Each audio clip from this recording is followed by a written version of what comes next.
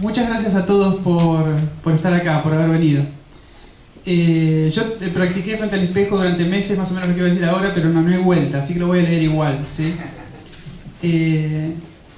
Vamos a iniciar entonces la presentación del libro Lita Stantic, El cine es automóvil y poema. Me acompañan el coautor del libro, que es Fernando Martín Peña, y la productora Lita Stantic, a quien agradecemos mucho su presencia. Agradecemos también a José Martínez Suárez y el resto del equipo del festival, quienes nos dieron mucho apoyo para realizar la presentación en las mejores condiciones que pueden darse, creemos. También les agradecemos mucho a la gente del Hermitage en el montaje recién, y sobre todo porque para nosotros tiene un sentido muy especial que la presentación del libro, de un libro sobre Lita, que hace tiempo trabaja en cuestiones relacionadas con derechos humanos, se realice aquí en la sala Gregorio Nachman, perdón. Ustedes saben que en el norte argentino, en La Puna, cuando se hace un festival de música y a un músico, digamos, de poca monta, ¿sí? Desconocido o malo directamente, le toca compartir escenario con otro muy bueno o famoso, virtuoso, lo que hace el primer músico es más o menos lo siguiente.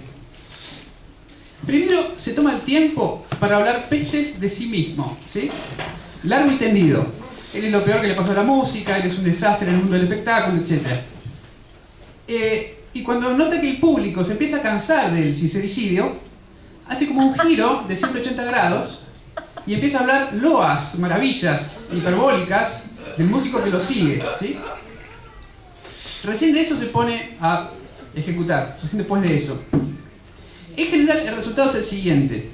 Luego de escuchar a los dos músicos, el público tiende a pensar: el músico bueno efectivamente era mucho mejor que el músico malo, pero no era para tanto. Entonces, es como un balance, digamos. Yo les comento esto porque a continuación yo voy a usar esa estrategia, ¿sí? Vil y miserable, ¿sí? Ok, lo que tenía para compartir con ustedes es lo siguiente. A lo largo del proceso de confección de este libro, que fue un proceso muy largo, ¿sí? Llevó, desde la primera vez que hablé con Fernando hasta este momento, más de 2 años, ¿sí? 2 años largos. Lo que me pasó es que me vino a la memoria una escena de una película que en principio no tenía nada que ver con la confección de este libro, ¿sí? En un principio no le di importancia porque es una escena que es mi favorita entre todas las historias del cine, y cada tanto yo vuelvo a ella, pero en su recurrencia empecé a pensar que mi cabeza, mi memoria, me quería decir algo en relación con eso. Se trata de una de las escenas de la película Ed Wood, ¿sí? De Tim Burton. Seguramente muchos de los que están acá han visto esta escena de la que voy a hablar. En esta escena, Ed Wood se encuentra, por casualidad, en un bar con Orson Welles. Se supone que esta escena es importante por el remate que tiene, ¿sí? Donde Orson Welles le dice a Ed Wood: si hacer cine cuesta tanto, ¿para qué filmar sueños de otros? Sin cuestionar el valor de ese remate, yo lo que vengo a proponer es que es igual de importante lo que pasa durante la escena, ¿sí? El encuentro no podría ser más asimétrico. Welles viene a hacer la que muchos consideran la mejor película de la historia del cine, esto es, El Ciudadano, ¿sí? Ed Wood se dirige a hacer la que muchos consideran la peor película de la historia del cine, que es Plan 9 del espacio sideral, ¿sí? Muy tímidamente, Ed Wood se acerca a la mesa de Welles, que está sentado así gordo, ¿no? Con la mano. Y sin sentarse comienza a decirle que él es un gran admirador de su obra, que Welles es un director genial, etcétera, etcétera.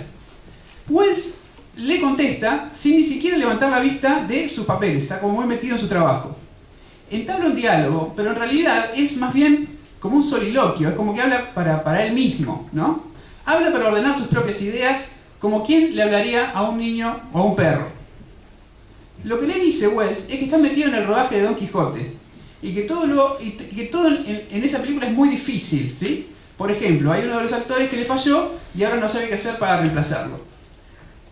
En ese momento a Ed Wood se le ilumina la cara y dice en voz muy baja: es lo mismo que me pasa a mí, ¿sí? Obviamente Welles no lo escucha y sigue hablando, ¿sí?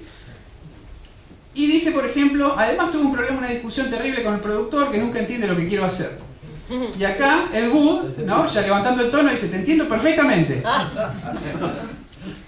Igual sigue hablando, ¿no? Sigue diciendo, y ahora no sé cómo voy a hacer para terminar la película, pero la verdad no puedo pensar en otra cosa.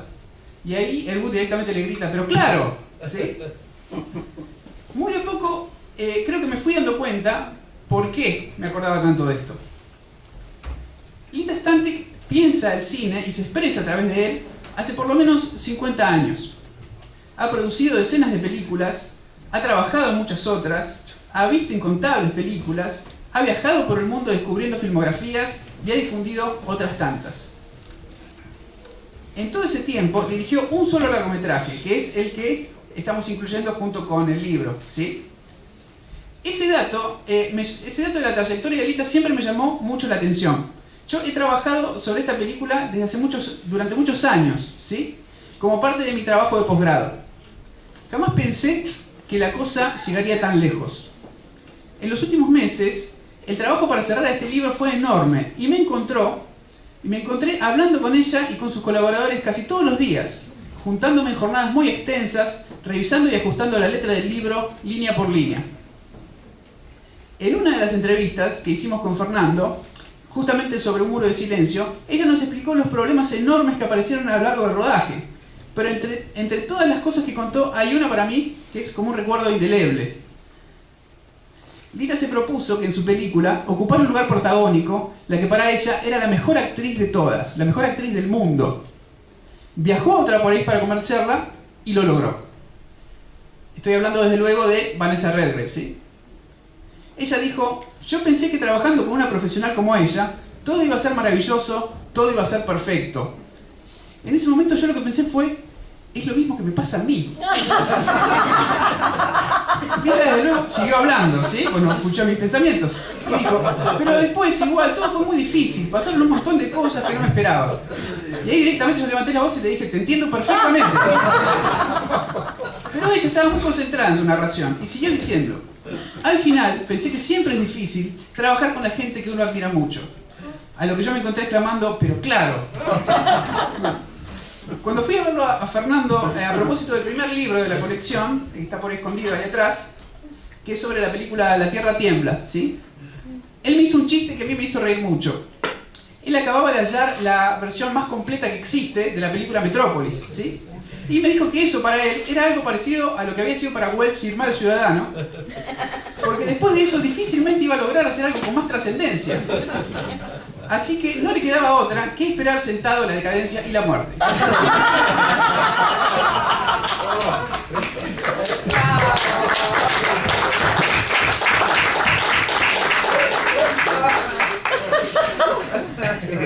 Es una versión un poco expresionista. Cuando Fernando finalmente me propuso que hagamos este libro juntos, yo pensé que las cosas no podían estar mejor. Iba a ser un libro con uno de los investigadores más importantes de habla hispana, por una editorial de renombre, sobre una mujer increíble, nada menos que la directora del Muro de Silencio. Y fue desde luego una experiencia maravillosa, pero también fue muy difícil. Y no solo fue difícil para mí, también fue difícil para él, ¿sí? Que pasó por momentos muy duros en lo personal y siguió. Y también fue difícil para Lita, sigue siendo difícil, me comentaba, ¿sí? Y también fue difícil para el editor de la editorial y para el gerente de la editorial, ¿sí? Fue complicado. El camino no tuvo escollos, sino que estuvo hecho de escollos, ¿sí? Se me pierde hoy el número de veces que todo el proyecto estuvo a punto de naufragar. Aprendí lo maravilloso, pero también lo difícil que es trabajar junto a alguien a quien se admira mucho, como yo admiro tanto el trabajo de Fernando. Y aprendí de Lita que toda expresión genuina implica una especie de parto, siempre. No importa cuánto se sepa, cuánto camino se haya recorrido. Con el gran talento que tienen ellos, o con el mío, si es que tengo alguno, torcer un cachito la realidad en una dirección que sentimos justa, para que forme parte de ella un libro, o una película, o lo que sea, acaba siendo tan bello como doloroso, y al fin y al cabo se torna inevitable. Una última palabra sobre esta belleza a la que hacía referencia. Como investigadores nos mueve, entre otras cosas, la pregunta de André Bazin, ¿sí? Esto es, ¿qué es el cine? Hay que ser realmente grande para hacer una pregunta tan sencilla y a la vez tan enorme. preguntarse, hacer la pregunta adecuada en el momento justo, es un gesto bello en el mejor sentido. Pero este libro no trata sobre eso. Este libro habla, en cambio, de una mujer y de muchos otros que dedicaron su vida a responder esa pregunta. Si preguntar es un gesto bello, responder es un gesto valiente. La frase de René Clair que titula este libro es una respuesta posible a la pregunta bazaniana. Clair no dijo el cine es automóvil y también poema. Afirmó, en cambio, que el cine es ambas cosas a la vez. Su respuesta no puede reducirse, por ejemplo, a una amalgama barata, tranquilizadora, sobre el tema del arte y la industria, etc. Hasta hoy, la frase de René Clair se defiende de toda interpretación funcional, tirando coletazos de surrealismo. Hace muchos años, Lita Stantic hizo suya esta respuesta. No debería sorprendernos entonces que su trabajo se caracterice hasta hoy por su valentía, su originalidad, su sensibilidad, su honestidad.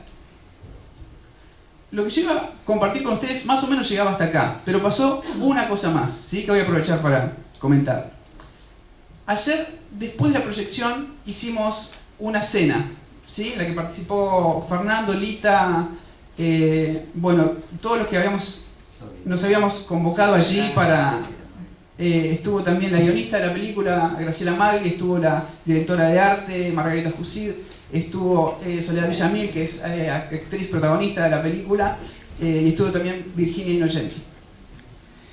Para mí fue muy importante esa cena, porque al final de la presentación, Lita le hicieron un comentario y dijo Lita que es importante el tema de la emoción, pero que más le interesaba que después de la proyección la gente se fuera pensando y hablara sobre el tema. Y fue exactamente lo que hicimos, ¿sí? Nos juntamos y inevitablemente terminamos hablando de esa cuestión. Empezaron los de las primeras generaciones a hablar de eso y después se fue como extendiendo, ¿no?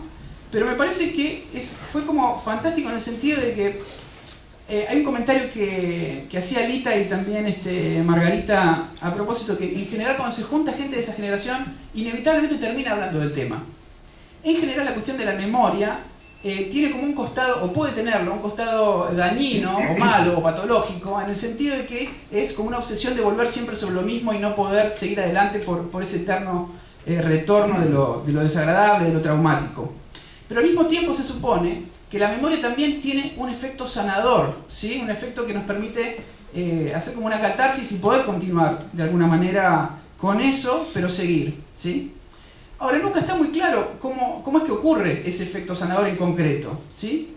Y mi sensación anoche fue que después de 20 años de haber sido estrenada, la película seguía funcionando muy bien en ese plano. No había envejecido para nada en ese sentido, porque de hecho nos pusimos a hablar de eso, y se presentó, y esto fue lo más lindo, el tema de que no agotamos el tema en una queja sobre el dolor pasado, sino que pudimos hablar sobre el tema de la transmisión entre generaciones, a propósito de un comentario muy elogioso que hizo Graciela Magli a propósito del libro de Fernando sobre el tigre cedrón, ¿no? Esta apertura para preguntar, para preguntarse, apareció como una de las condiciones posibles, no solamente para lo sanador, pero bajo la forma bella de un diálogo entre generaciones, ¿no? Y yo creo, es un poco nuestra conclusión también, que la película Un muro de silencio y el trabajo de Lita en general tiene que ver con este establecimiento de puentes en esta cuestión del diálogo entre las generaciones. Y bueno, y listo, y gracias.